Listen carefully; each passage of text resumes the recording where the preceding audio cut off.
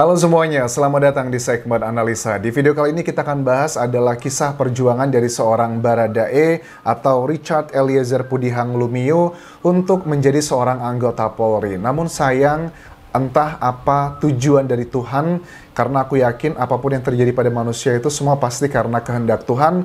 Entah ada tujuan apa, kenapa Richard yang terkenal dengan anak yang patuh menurut orang tuanya, kerja keras dan juga sangat baik, diberikan cobaan sebegitu beratnya. Ada apa di balik ini semua? Mudah-mudahan ini adalah yang terbaik untuk Richard nanti. Tetapi yang sedang kita perjuangkan saat ini tidak hanya keadilan untuk keluarga dari Joshua, tetapi juga adalah untuk Baradae sendiri. Baradae lahirnya adalah di Manado, di Sulawesi Utara, 14 Mei 1998, dan artinya nanti di 14 Mei 2023 ini dia akan menginjak usia 25 tahun. Masih sangat muda sekali. Dan Baradae menurut orang tuanya, dia sudah mencoba menjadi anggota Polri, itu sudah mencoba tesnya 4 kali. Dan usia dia terakhir kali itu adalah kesempatan terakhir dengan lulusan SMA. Setelah dia lulus SMA, dia itu tidak ada tujuan yang lain ya, selain dia hanya ingin menjadi anggota Polri. Sembari dia mengikuti proses tes yang berkali-kali gagal, dia mengisi kegiatannya selain persiapan, juga dia bekerja serabutan, jadi kuli, bahkan juga dia menjadi seorang sopir di sebuah hotel di kampung halamannya di Manado ini, teman-teman. Dan puji Tuhan gitu ya, dia pada saat di Polda Sulawesi Utara menjadi lulusan yang terbaik. Pangkat Bayangkara II atau golongan Tamtama ini adalah yang didapatkan dari Richard Eliezer ini. Dan untuk kalian tahu jarak antara seorang Ferdy Sambo, pangkatnya adalah bintang 2 ya, dengan Richard itu adalah 18 tingkatan level yang berbeda. Dari sini seharusnya hakim juga menjadi bahan pertimbangan. Kenapa? Karena kan ada salah satu jenderal juga yang terlibat dalam obstruction of justice, itu kan jenderal bintang 1, nggak bisa menolak perintah dan juga kemauan dari seorang Ferdy Sambo. Apa kabar seorang Barada gitu kan ya, yang jaraknya levelnya 18 lebih rendah tingkatannya dibandingkan seorang Ferdy Sambo. Harusnya ini bisa menjadi poin yang sangat meringankan Richard Eliezer. Bahkan Pak Mahfud MD juga menegaskan sebenarnya Richard ini bisa saja dibebaskan secara hukum karena dia hanyalah digunakan sebagai alat atasannya saja. Tetapi I don't know what's happened, mudah-mudahan putusan nanti adalah yang ringan untuk Richard, atau bahkan pun kalau memang hakim menilai Richard hanyalah sebagai alat dan alat tidak bisa dimintai pertanggungjawaban, mudah-mudahan juga bisa bebas. Nah, di November 2021 ini adalah momen di mana dia ditetapkan resmi bertugas sebagai ajudan Kadif Propam Irjen Ferdy Sambo. November 2021 hingga peristiwa terjadi pembunuhan Joshua itu di 8 Juli 2022, artinya kan baru sekitar setahun ya, November nggak nyampe setahun ya, sangat muda sekali. Yang namanya juga anak baru pasti akan selalu ngikutin apapun yang dikatakan senior ataupun juga jenderal. Richard juga dalam persidangan sempat mengatakan, jangankan dengan Pak Ferdy Sambo, dengan sesama anggota Polri yang levelnya mungkin hanya beda 1 tingkatan aja, dia begitu patuh dan juga nurut. Jangankan dengan sesama anggota Polri, dengan Kuat Ma'ruf aja, walaupun dia sebenarnya belum kenal, tetapi karena dia baru bertemu dengan Kuat Ma'ruf, kalau aku cek dari peristiwa ini kan beberapa hari ya teman-teman, karena Kuat Ma'ruf kan sempat off dan baru kembali bertugas, itu adalah di hari kejadian, beberapa hari sebelum kejadian tersebut yang di Magelang. Itu juga dia sangat patuh dengan Kuat Ma'ruf.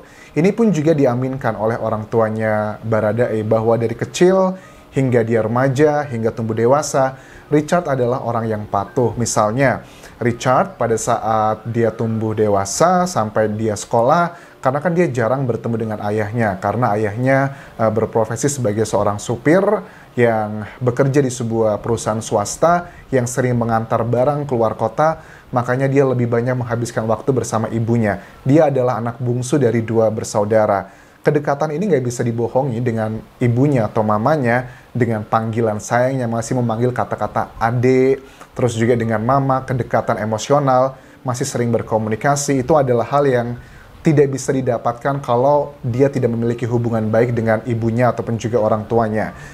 Namun sayang seribu sayang, 4 Agustus 2022 ia ditetapkan sebagai tersangka. Kita masih ingat 4 Agustus tersebut, dia ditetapkan sebagai tersangka karena begitu banyak masyarakat yang menaruh perhatian pada kasus Brigadir Joshua ini untuk meredam banyak hal. Sepertinya saat itu dia sudah pasrah, dia mau mengorbankan diri untuk mengamankan jenderalnya, Ferdy Sambo. Dan tidak lama dari itu, sekitar 2 mingguan, tepatnya di 22 Agustus 2022, ia dimutasi ke pelayanan masyarakat atau Yanma Polri. Ini juga satu hal yang sangat mencengangkan. Setahu aku teman-teman, divisi atau bagian Yanma Polri itu adalah bagian yang biasanya hanya untuk orang-orang senior-senior aja. Karena tugasnya tuh tidak terlalu menantang, hanya ngurusin masalah kerumah tanggaan saja. Dalam tanda kutip Yanma itu, dalam tanda kutip ya mohon maaf kalau aku salah, ini adalah bagian buangan saja gitu untuk orang-orang yang ya mungkin tidak berfungsi secara baik. Karena ini bisa dilihat juga dari para anggota Polri yang terkena obstruction of justice. Mereka kan semuanya selain di PTDH kan sebagian itu dimutasikan ke Yanma agar mereka tidak memiliki jabatan tertentu. Pada saat ia menjadi tersangka, mulailah dia ngerasa bahwa dia ini dimanfaatkan dan diperalat oleh Ferdy Sambo. Ini pun juga diungkapkan oleh Richard dalam pembacaan pledoinya. Dia merasa kecewa dan juga sedih. Dia sudah mengorbankan banyak hal, nurut sekali dengan Ferdy Sambo, tetapi dia malah disalahkan, dimusuhi, bahkan diperdaya oleh seorang Ferdy Sambo. Dia awalnya, kita masih ingat, dikatakan bahwa dia mengakui bahwa saya adalah penembak tunggal karena ada peristiwa tembak-menembak tersebut, skenario di awal. Tetapi kemudian dia sudah mulai berani mengungkap semuanya. Salah satu hal yang dia ungkapkan dengan berani dan juga lantang di hadapan mantan atasannya langsung, Ferdy Sambo, dia mengatakan dengan tegas bahwa ada penembak kedua dalam pembunuhan Joshua ini, yakni adalah Ferdy Sambo. Walaupun Ferdy Sambo membantah semua itu. Dan dia sangat tegas dalam persidangan melawan Ferdy Sambo dengan beberapa isu. Misalnya adalah mengenai sarung tangan, mengenai penembak kedua, mengenai kata-kata hajar atau tembak. Dia sudah nggak ragu-ragu lagi dan sudah nggak takut lagi karena memang kalau sudah sampai persidangan, sudah tidak ada lagi jenderal yang bisa menyelamatkan seorang Richard Eliezer. Tetapi orang tua dari Richard, ibunya tepatnya, mengatakan di sejumlah media massa, harapannya adalah dia masih tetap menjadi bertugas sebagai anggota Polri. Dan dalam proses drama yang begitu panjang ini, ada keluarga yang harus mendapatkan musibah yang bertubi-tubi. Keluarga Richard sudah mendapatkan musibah yang luar biasa pada saat anaknya hancur hati orang tuanya pada saat melihat Richard memakai baju tahanan. Dan ternyata juga gara-gara kasus ini, Richard bukanlah dari keluarga kaya raya, cenderungnya adalah menengah ke bawah. Ayahnya pun harus kehilangan pekerjaan sebagai supir karena dia harus diamankan di Makobrimob, tinggal berbulan-bulan di sana. Jelas pasti tidak ada perusahaan swasta yang akan mentolerir hal tersebut. Tetapi itu adalah bagian perjuangan untuk mendukung anaknya, putranya. Makanya orang tuanya juga luar biasa sangat besar hati ya. Mereka mau nurut, mau ke Jakarta, dan akhirnya ya harus melepaskan pekerjaan dari sang ayah yang sudah puluhan tahun ditekuni. Karena memang dari dulu adalah sebagai seorang supir.